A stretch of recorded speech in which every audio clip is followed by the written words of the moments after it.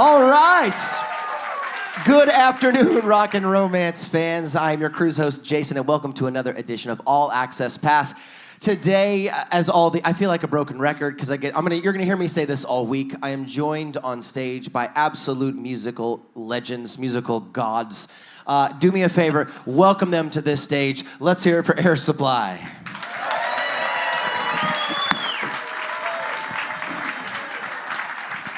Thank you. Thank you very much. Not at all. The first question I would love to ask, and I know this is kind of a broad-ranging question, is, and I asked this of Little River Band yesterday, it's obviously been an intriguing 2 years for everybody in the entertainment industry. What have you guys been up to during the whole shutdown of entertainment and COVID and the whole 9 yards? Well, I watched TV and drank lots of wine. Well done. But Graham was much more productive. Graham was actually doing things. Yeah. Yeah, well, I wrote a new musical during that time, which I love to do, and what else? And I built another greenhouse where I live, but it's very big, and because I grow a lot of my own food, you know. Oh. So I built a big underground greenhouse that's... Underground greenhouse? Well, it's geothermal, so it's sunk into the ground 10 feet. You built the whole thing? Yeah, I built the foundation because I have a big machine, you know. But I didn't. Congratulations. Then I had a crew build the actual structure. Jeez. But it was all steel, and you know, so you have to follow diagrams, which I'm not very good at. But yeah, I dug the foundation out and all that kind of stuff. So while most of us drank wine and watched lots of TV, you built a subterranean, subthermal. Yep. Nuclear fallout shelter, and wrote a full musical. Yes, yeah. You can go now, Graham. You're excused. Russell and I are lazy. We'll finish this chat ourselves. Yeah, we can. What were you? Did you catch up on any TV that you've been dying, or movies that you loved? You know, I've always been a TV movie perv, so I got into some Netflix stuff like Peaky Blinders and some other stuff that I can't mention. No. Whatever movie comes on, in fact, I'm so movie, crazy. If I put a television set on and I'm flicking channels and I see a movie, it's halfway through, I'll watch it from the halfway through point to the end, then I'll get it again and watch the first half till I'm caught up. So I know what's going on with everything in the movie. That'll get you through COVID, too. Well, it was a good help for me because obviously everybody was affected by it. And, it's everybody said, isn't it great that you got a couple of months off? And I said to them, as everybody here can attest, if you have a job, if you don't work, you don't get paid. So it was good for 2 months and it started to grate me on my nerves. And when did you guys start performing again? When was your first performance back from January, the initial right? shutdown? January last year, we did a live broadcast from Jacksonville, Florida. Were you there? Rock on. He's heard of it. Oh, okay. Yeah. And that was our first show in some time, and that was the only one we did. Then we were off again because COVID started to spike again. Came back, yeah. Then we came back in January, right, this year? Correct, yeah. And when the initial shutdown happened, were you guys in full swing for tours and dates? Oh, yeah. You lost, yeah. We were booked out. In fact, we did our last show in March, I think, in Utah. Mm. And then the whole thing was shut down that day for us. And shows kept being, first of all, they were postponed. Mm-hmm. Then a lot of them got cancelled. But we're making up a tremendous amount this year for the shows that we lost last year. A lot of dates for 22? Oh, yeah. Do you know roughly how many you have for this year? Our manager's here. He probably know that. A lot. How many dates, Barry? 90? 90? Excellent. We want to raise. Yeah. That's 2 shows a week for, that's a lot of schedule. 90 dates is a lot of dates. Yeah. Well, we've always done a lot of shows simply because we just love to perform live. That's our greatest thrill. I mean, there's all the other aspects of recording are great, but to get on stage for us, it's great. You know, we've always done that since the beginning. Now, I don't mean this as a rude question, but I have to ask. When you came back last year in January, did you have to knock the rust off a little bit, or were you guys, yeah. did you keep the chops? We got into town about 5 days early with the band and rehearsed in the venue that we were playing. Yeah. So it was a great convenience, but we certainly would have had to do that because it's too long. You know, and the first couple of shows were, am I going to remember that, or what happens now, or whatever, but it was ended up cool. When you, excuse me for interrupting. No. But when we do a show, you never think about it. It becomes automatic, and I don't mean that in a bad sense. But from as soon as the first downbeat is, you're in this zone, and you don't think about what's coming. But when we did in Jacksonville the first show, after 5 days of rehearsal, we were thinking because we couldn't remember what was going on. And once you start thinking, then it's disaster. I mean, I remember with Every Woman in the World, you know, I was singing the lines and I thought, God, what's the next chord? And I was like, oh my God. If you think you've lost it, it's got to be like a muscle memory. Yeah. There's an authenticity to it too. I think that once you get in your head, and also I think people sometimes, and you'll understand, patter. You know, the patter, which is what you call the talking between songs or the little stories or the interludes. That's something that I've found, because obviously I'm not performing, but I have a lot of patter. That was something for me that all of the patter that I had locked in my head from years and years and years, I was like, when did I do that? When do I use that? Where does that go? Yep. It's the connecting phenomenon. pieces, you know. Yeah, because we don't really plan what we're going to say. And so, but you're right. Sometimes you go, okay, I'm going to talk now, but I don't know what I'm going to say. It's like, We'll get there, wherever there is. Yeah.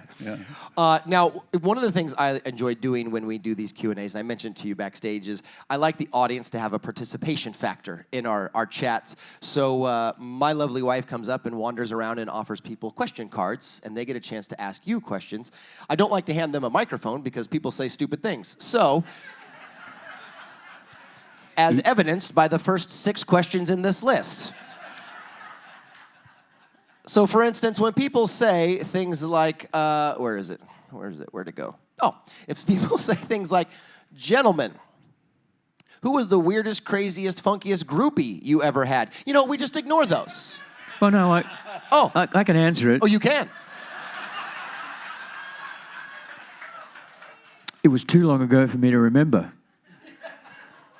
That was a good answer, folks. Come on.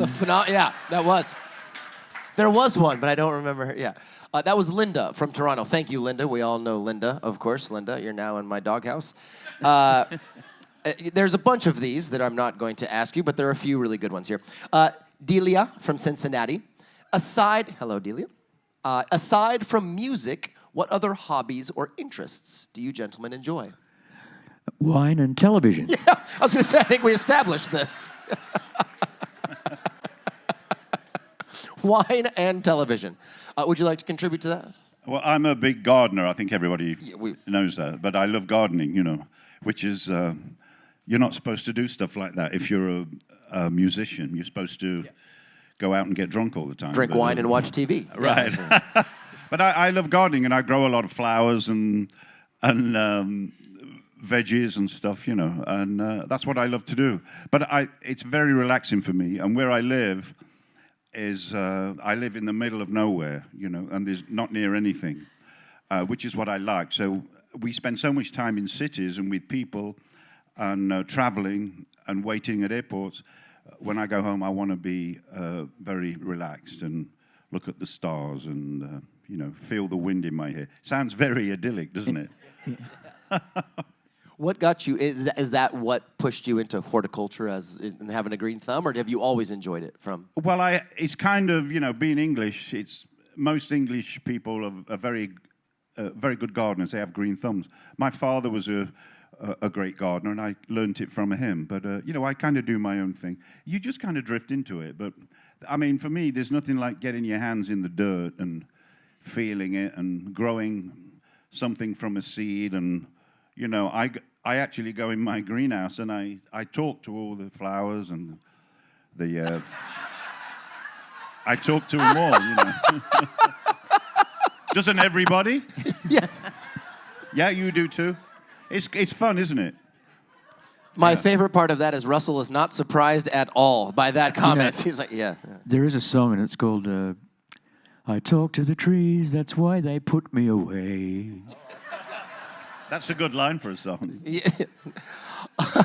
Do you have a favorite plant vegetable? Do you have like your section of babies that you really love? Well, I in particular grow a lot of greens, and I've become really good at it, But I grow a lot of different. I probably grow 20 varieties of spinach and other greens, broccoli and stuff like that. But I like them all, and to see them grow is quite a thrill. I know this is not the stuff you wanted to hear, right, today? We went from groupies to broccoli in about 30 seconds there. That's pretty fascinating. Did you know that tomatoes are actually a perennial? So if you grow tomatoes, I know everybody pulls their tomato plants out every year, right? Well, leave them in and cut them down to about this much, and they'll come back. And even spinach will come back. Wow. No, amazing stuff, right? Yeah. They didn't know they needed to bring a notebook to today's Q&A. Yeah. I should have a gardening show. Yeah, you clearly. A blog. A gardening blog. A blog, yeah. Joe, all the way from Massachusetts, who came up with the name Air Supply and why? This is a cool story. I like this story.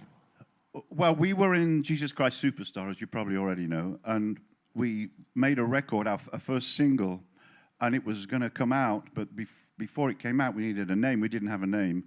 And so our record company said, we have to have a name by the following morning because the record was going to be pressed. And Russell and I agreed that whoever had the best name the following day, we would go with because we had to. And that night, I had this dream, and it's very unusual. I dreamt of a big billboard, and it was massive in my dream.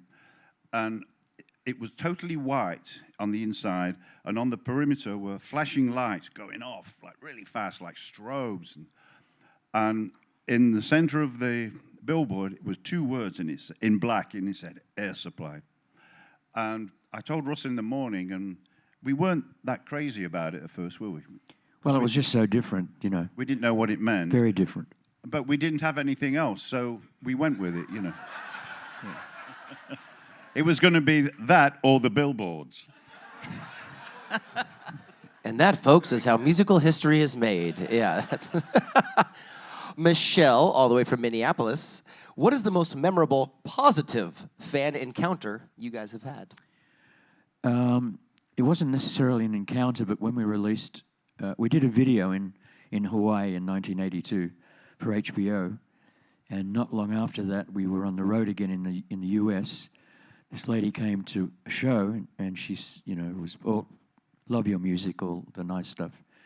And she said, I just gave birth to my first child, and in the delivery room, I had them play the video of the concert because I wanted my child to be exposed to your music as soon as he came or she came into the world.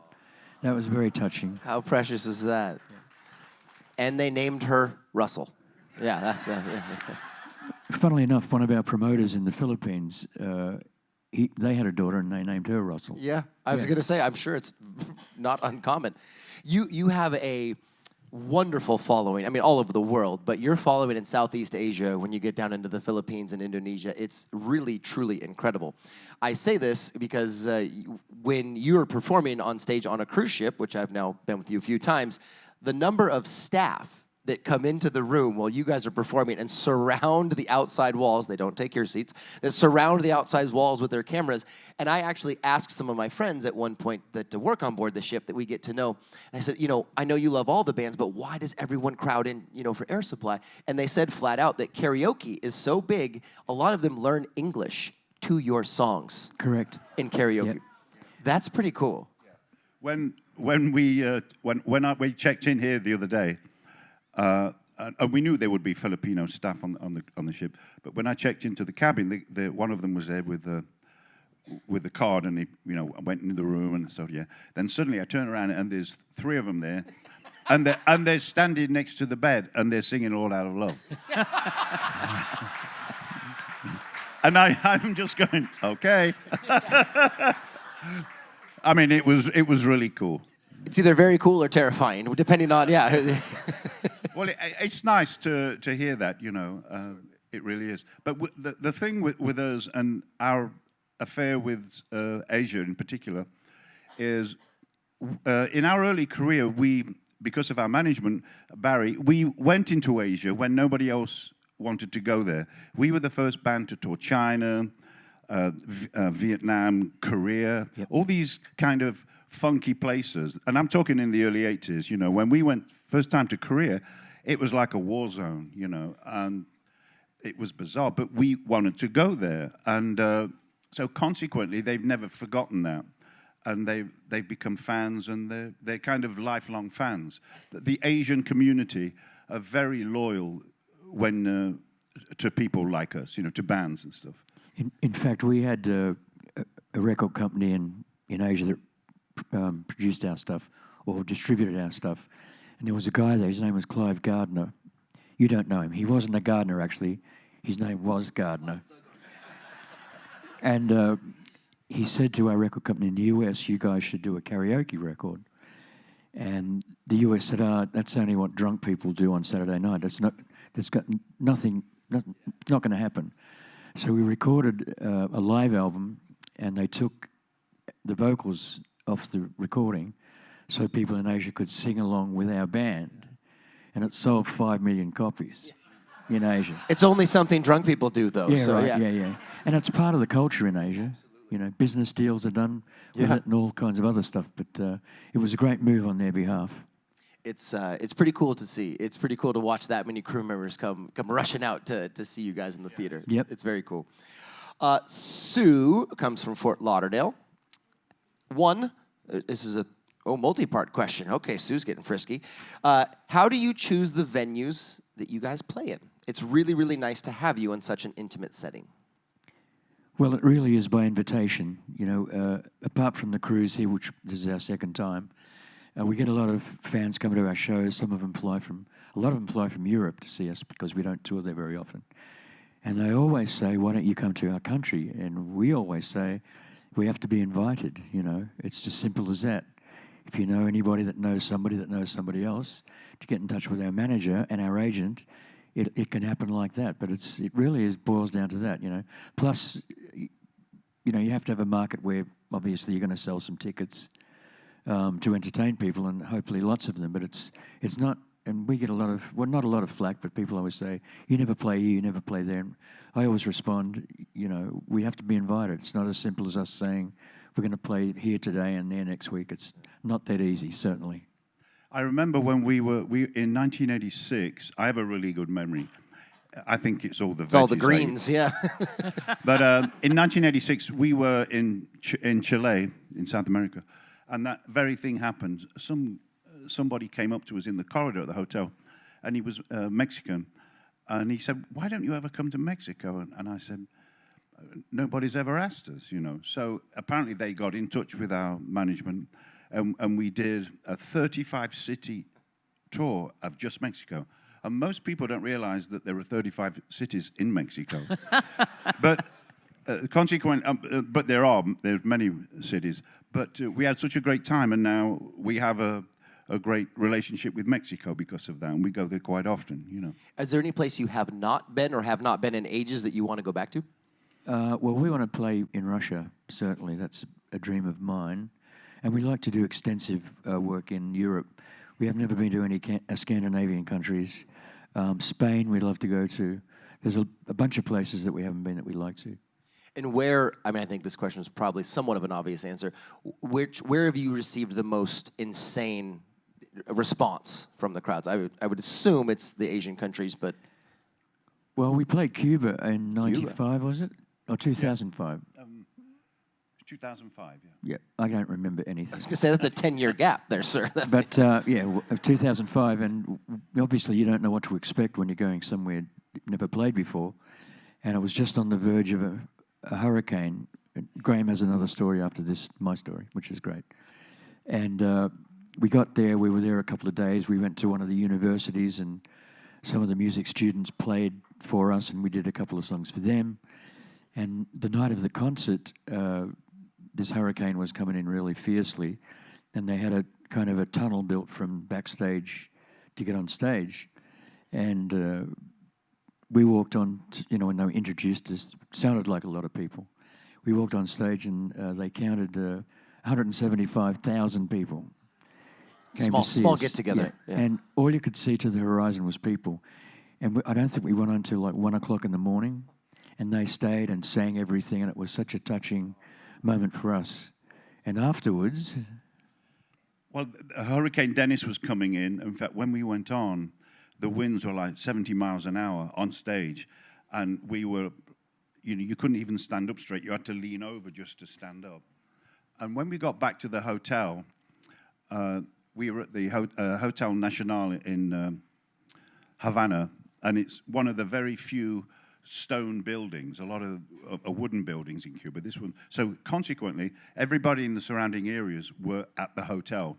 There were hundreds of people in the lobby laying on the floor. They had nowhere to go. There was no power, so there were candles everywhere. They had lots of food and water, but there were hundreds of people around. And we were there, and the wind was howling outside. They boarded all the windows up, and I thought to myself, God, we've got to do something, So I think you'd gone to bed at that point. I actually got locked in with the boards on my door, so I missed the party totally. It's because you were 2 bottles of wine and 3 TV shows in at that point. No, I think it was 4 bottles of wine. 4 bottles, forgive me. And no TV. So I said, I asked the manager if I could play, and there's a famous room there that Hemingway and Winston Churchill used to, it was their favorite restaurant, and they used to go there for dinner all the time. And I said to everybody, I just shouted it out, I'm going to, and they had a beautiful 9-foot grand piano in there. And I said, I'm going to go and play. And I said, if anybody wants to join me, just follow me. I'm going in there. And Jed, our pianist at the time, played this grand piano, and I had my guitar, and we played for about an hour, and we just acoustically. And it was so wonderful. There was just candlelight, and everybody just stood around. Hundreds of people were just cramming into this restaurant. So that was one of the most beautiful moments of my career. As cool as that, yeah, that's a great story. I'm always fascinated by stories like that because I also think about the hundreds of people that have then repeated that story from their perspective over their life. You'll never believe what happened. Yeah. Hurricane Dennis was the best thing ever because it gave us this. Yeah, that's very cool.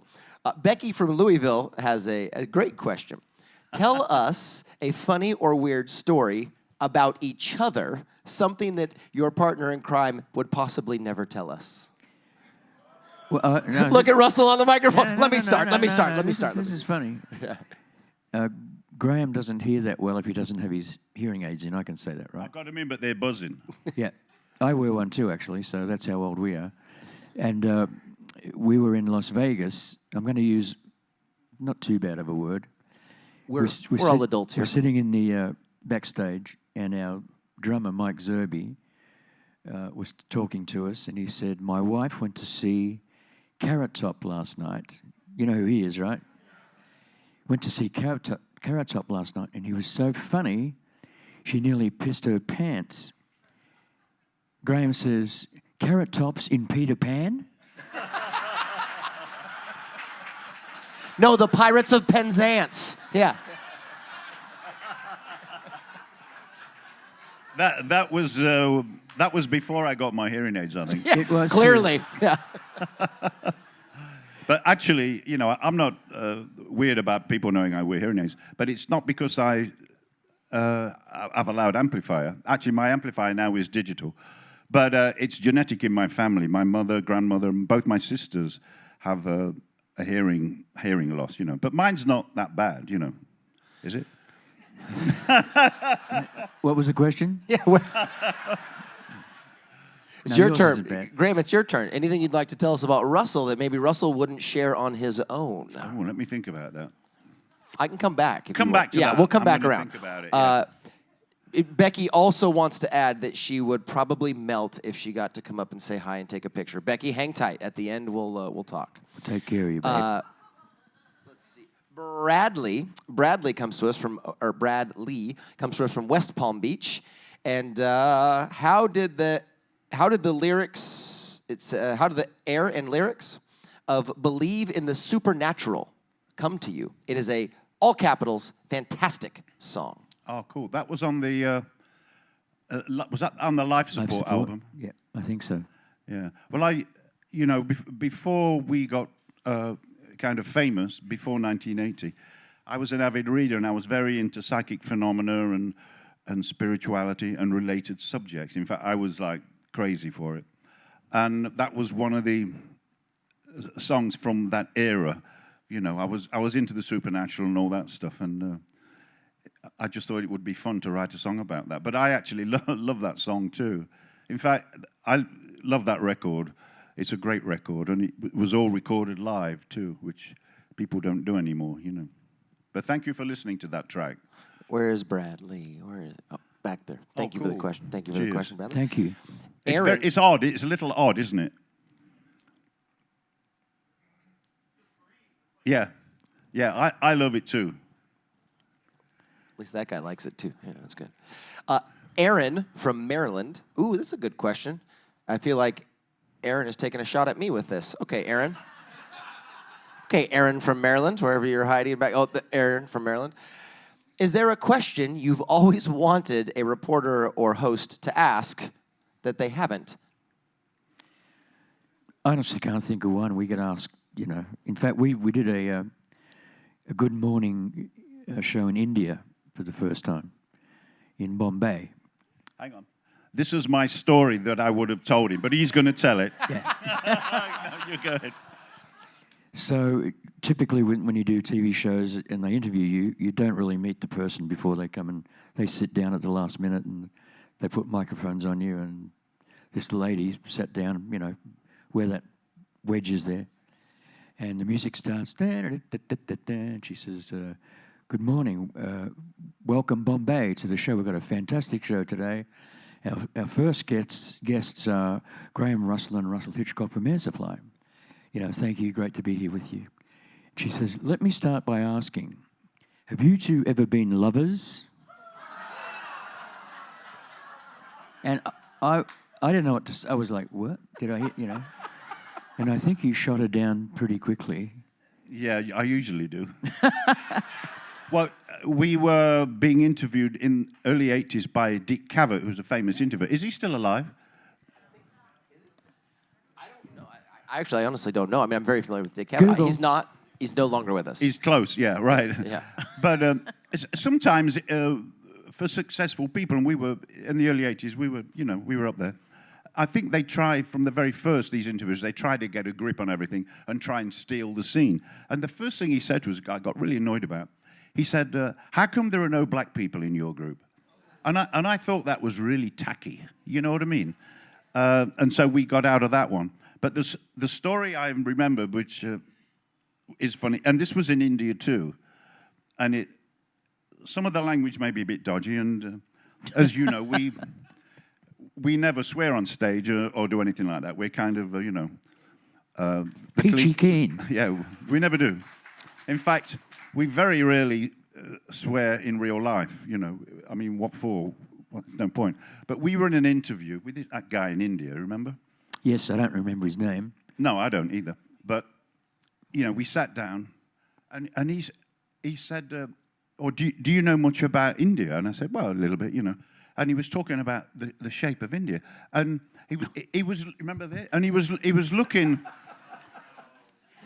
He was looking at India, and, you know, India's a certain shape, and it's very phallic, right? And he looked at Russell in the eye, and he said, yeah, this is the cock of India. And I swear to God, and he's moving his hand up and down like this. And I'm like, whoa. I think he liked me.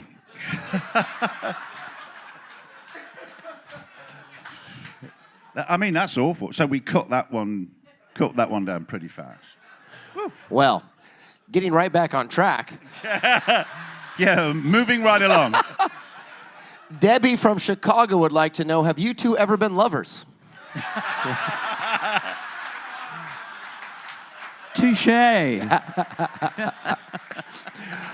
Debbie from Chicago would actually like to know. I just asked you about dates for this year. Are you touring, or is it more of just, you know, some random stops, or is it a full actual tour that you guys are on? Go ahead. usually, well, these days, we're going to Southeast Asia and Australia, New Zealand at the end of the year for a long period. But typically, we'll play on the weekends, come home Monday, Tuesday, wash your undies and put the cat out, and then do that. And we've been doing that for some years now, and we end up doing 120 shows a year. So it's and everybody says, when does the tour stop? And we always say it never does. You know, we've been on the road without a break now since 1975, apart from that small patch of Small COVID. from COVID, yeah. Yeah. But it's always, you know, ongoing, and just check out your local airsupplymusic.com. There's a full schedule of our stuff on there. It changes, so keep your eye on it, but you can get all the most up-to-date information on that website. For many, many years, beginning in 1980, when Lost in Love was huge, we would go out for 9 months without coming home. Well, we were living in Australia, so that was probably why. But we were living on buses and out of suitcases for 9 months of a year. Then we'd go back to Australia, make a new album around Christmas time, have 2 or 3 weeks off. Then we'd start again, either in the US or Japan or somewhere. And that went on for like 25 years, where we weren't going home. But these days, we have more of a life, you know. I mean, we're very kind of settled people, and we're not party people. We never have been, you know. And so having a life, we don't want to be on the road all the time. I mean, it's just not what we want to do, you know. We want to play, but we don't want to be out there all the time. Plus, most venues are weekend venues, you know. We play Sundays. Occasionally we play Monday and Tuesday. It's usually at Disneyland or somewhere. But we prefer to come home, you know, and spend 2 or 3 days at home, you know, get in the garden and... Did you hear that, Barry? You like to spend some time at home. You should meet our manager's over there, and he's been with us since the very beginning of our career. It's Barry. Put your hand up, Barry. Wave, Barry. Wave. Don't be shy. So the gentleman said 140 dates next year is what I heard, Barry. 140, if you could please. When we first met Barry, he flew to Australia to meet us. We were staying, he was staying in a hotel right next to it was the red light district then, King's Cross. Well chosen. And, Barry chose it, I'm sure. We didn't pick it. So we'd never met him before, and he's always extremely well dressed and a gentle person, suave, all that stuff, you know. So we had lunch with him at the hotel, and as we've done with other people that meet us, we got him so drunk, and we just left him. And he didn't have a clue where he was, what hotel, what was going on. I think he roamed the streets till 4 o'clock in the morning trying to find his hotel again. Is that true, Barry? There you go. It's a true testament that he stayed with you guys. He didn't just leave Australia immediately. Well, in 1980, when Lost in Love started to climb the charts, we were still living in Australia, and we had no representation. And word got out pretty quickly in the US, you know, managers and agents and lawyers, they were all in a frenzy to sign us up to do something with us. And but we had no representation at all. And I remember Barry called us from the US, and he said, you know, do you have any representation? We says, no, we don't. And he said, okay, you know, would you like to sit down and talk? We said, yeah, sure. A couple of days later, we got another call from him, and he'd flown to Sydney to see us. And we thought that was a brave move, and he was the only person that took the initiative to come and sit down with us. And we've been with Barry ever since that day. Nicely done, Barry.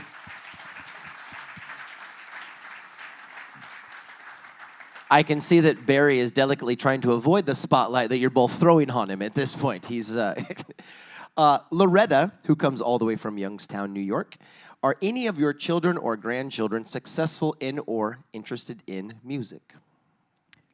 Mine aren't, no. I have 6 grandchildren, and none of them are into music. I think I'm the black sheep. None of my family have ever been musical, you know. My 2 sisters used to have piano lessons when I was like 6 years old, and I had to go with them to piano lessons, and it was a bus ride, and they'd walk up this massive hill to have piano lessons with this lady that was at least 100 years old, and I was 5 or 6 years old, and I hated it, and they'd be practicing scales for 2 hours, and I was going, oh my God.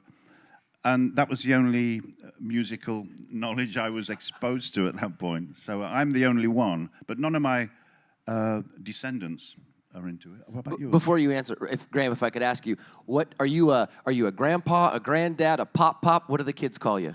They're all different because they live all over the place. My son now lives in Tennessee, so he has 2 there. And then I have 4 in Australia. 1 in Sydney and 3 in Brisbane. But hang on, what do they call me? I'm Granddad G. Granddad G. Yeah. That's very cool.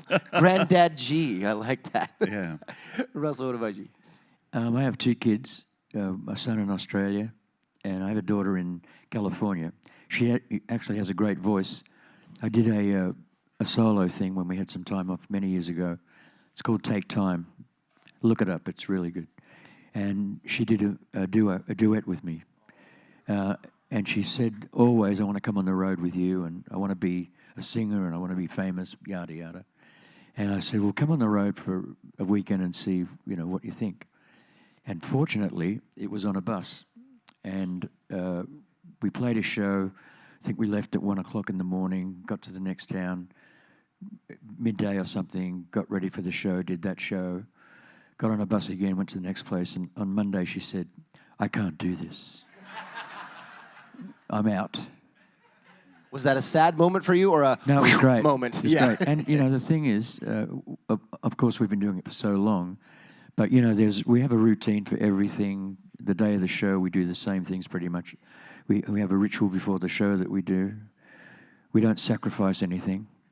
It's just a ritual. And, you just... Is that why the live chickens were in your rider? Yeah. Is that what that was? Yeah. We just, you do the same thing and you get used to that. And when somebody from the, outside comes in, that kind of freaks them out because, they don't have the stamina or the anything to be able to do it. And what's routine to us now is very difficult for a lot of people. Well, we fly and travel all the time. And I have a laugh when I see someone on a plane, the other day there was somebody sitting in front of me on the opposite side of the plane, and they were moaning to the stewardess about something, and they said, oh, we've had 3 flights today, we're exhausted. And I felt like saying, madam, get a grip, you know what I mean? But it really does take a lot of stamina, especially when you get a little older. It takes a lot of stamina. You've really got to watch yourself and make sure you do the right thing. You get exercise, and you've got to do that. If you don't do it, you become a casualty. And every few days it seems. Well, Russell will call me and say, "Did you see this guy died and that guy died?"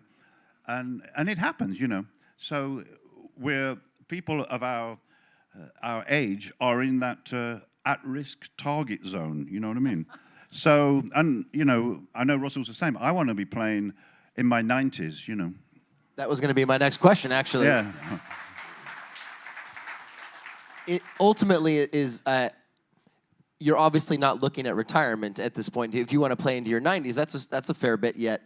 So you want to keep doing this for a while. This isn't like we're not in the twilight years necessarily. You still want to go strong. No, well, the good thing about us is that we never had a plan. From day one. It's tough to bust a plan you don't have. A plan, yeah. And then every year we kind of do the same thing. Barry comes to us and says, we have these dates booked, what do you think? And so we do the dates, and then all of a sudden another year has gone by, and we go, what are we going to do next? Oh, let's get on the road again. I mean, that's what we do. That's our psyche.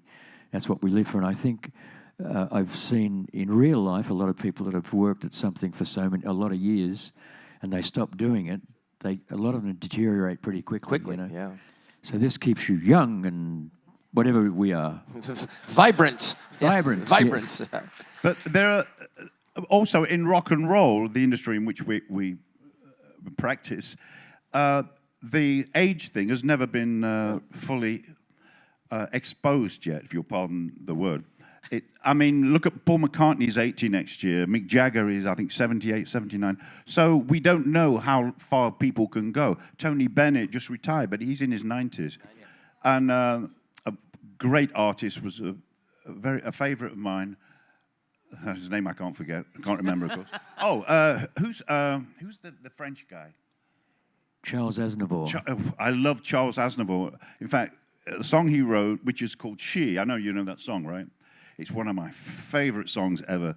But he was, I think, 98, and he died, I think, last year. And we were in South America with the promoter that was his promoter. And we were supposed to have lunch with him, but he had to cancel that particular tour, and I was so bummed about that. But my point is that we don't know how far people can go. Rock and roll has a bad reputation for, drugs, sex, and all that stuff, which is really not true. Well, not anymore, anyway. Correct. But we don't know where it can go. I mean, where compared with Mick Jagger and McCartney and all those great artists, we're a little bit younger, not much, but we don't know how far it's going to go. So it's an unknown. The only thing you can do, as I said earlier, is to just stay fit and stay positive and get out there and do it. It was really interesting when we do our 50s, 60s cruise called Malt Shop. Those artists are of a certain age, and Chubby Checker is one of our regular artists. Yeah. And Chubby Checker is mid to later 80s now, and it almost, this is a very, very short, to your point, I've stood backstage with Chubby Checker about to go on stage, and I've watched him transform into the Chubby Checker of 45 years ago. I watch him stand backstage, go through his routine, and puffs up, stands up straight. He walks out. He does 2 full, almost 90-minute shows in the same night. Does all the dance moves and the whole 9 yards. And to your point, he looks younger, more fresh, and more fun on stage than he does off stage. He really does. You can see it just come to life. So, I mean, to your point about not really understanding how far a musician can go age-wise. And being in this industry, which is, it's not an industry I would recommend for a lot of people because it's really hard work. People like yourself see, when an artist goes on stage, they're all dressed up, they got their hair done, and they've got it all going on. And most people go, "Oh, wow, that's great," but they're normal people too. Like when I'm home, I take the rubbish out, I vacuum the carpet. But when I'm on stage, I become a different person. That switch goes on. But and I hope that switch doesn't dim for a while.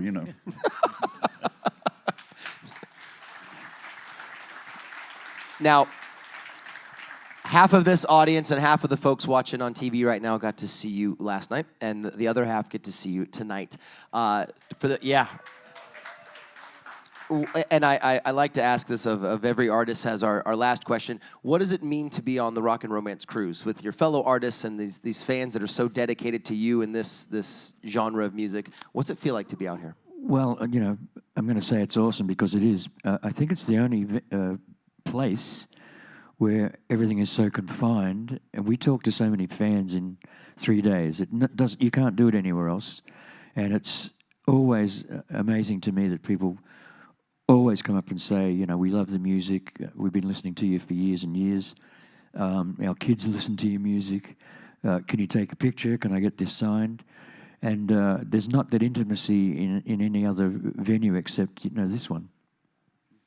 It is, by all means.